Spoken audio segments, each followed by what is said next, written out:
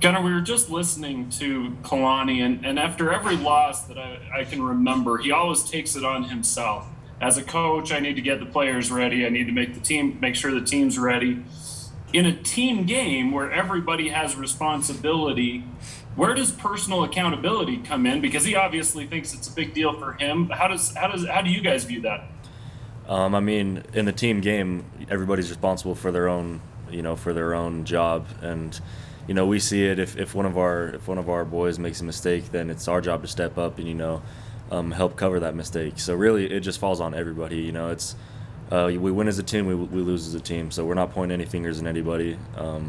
So like we all can do a better job at our own individual positions to cover up for maybe some mistakes that we've had. But like Kalani said, it's not on him. It's not on one person. It's not on one player. It's on the entire organization. Let's talk about points because you were able to move the ball quite well and got a lot of yards, but weren't able to get the points. Why weren't you guys able to score like maybe you had in previous games? I think we just kept shooting ourselves in the foot. There was lots of times we got down to the red zone and stupid penalties or stupid mistakes that cost us. And so I think like you said, we could move the ball. We could move the ball good, but when it came down to it, we just couldn't punch it in. Credit to their defense; they have one of the best red zone defenses in the country. But it's at the end of the day, it's not what they can do. It's what we didn't do. Gunnar, with this trip down to Baylor, you guys get a little bit of a preview of the Big 12 and also a taste of Texas football. What are you most looking forward to heading down there to Waco? I think this could probably be a future rivalry. I'm not sure about the history. I don't know. This might be the first time they ever played. I'm not sure, but you know, a new Big 12 opponent. I think this could spark a future rivalry between two teams. So I'm excited to go and get a little bit of get a taste of what it's like there. You excited about the food? Yeah, I'm from Texas, so I love it. I'm excited to go back and have some of that Southern Texas cooking. All right, let's go with questions from Jay Drew and then Mitch Harper.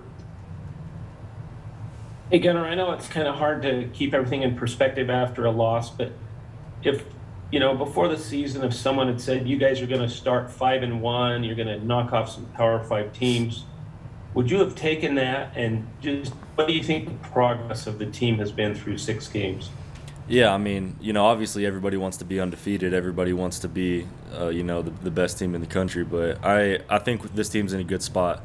We've been playing really good football, and I think if we use this game as sort of a wake-up call and kind of bring everything back into perspective and start doing what we know we can do, we can finish out a great season. I think the opposite of that, if we let this loss get to us, and we let it sort of turn the season. What we don't want to happen. So I think we can use this as a positive and go forward. But I think we're in a good position right now. Who's that on as far as leaders of the team or whoever to kind of make sure this loss doesn't linger? Yeah, it's on the players. As leaders, as a leadership group, we just need to kind of make the vibe seem like it's not a season-ending thing, like the season's not over. We still have 7 games to play, and so I mean, if we get on them and say, okay, it's in the past, let's learn from it, let's look forward, then we'll be all right. Gunnar, kind of building a little bit on that, you guys haven't really experienced many losses the past couple of years. I mean, you got to go back to 2019 to find the last time you guys lost a game with a full week of preparation. What do you guys maybe to avoid turning one loss into 2? What do you build off of like the adversity factor? What are you going to do to navigate this adversity? So I think so our culture here, we have 2 words of our culture. It's love and learning. So I think just loving our brothers, lifting up everybody, and just creating a culture of love and not a culture of pointing fingers and stuff in here. And then learning. We have to learn from it. We have to learn from our mistakes that we made and correct those things. And not just move on and ignore it, but move on with the mentality that we're not going to repeat that.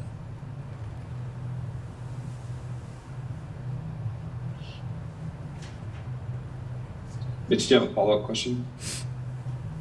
Okay. Anybody else have questions for Gunnar today? Looks like you're good, Gunner. Oh, hang on. I got Jake Katz raising his hand here. Jake, go ahead and ask a question. Yeah, just one quick one for you, Gunner. How's Baylor doing? Baylor's doing good. You know, he's made a lot of progress since his diagnosis. I'm not sure, you know, what his status is for this week or what it will be going forward, but I just know he's feeling a lot better and his progress is looking good. Thank you. Gunner, thanks again for joining us. Appreciate your time today. Of course, thank you.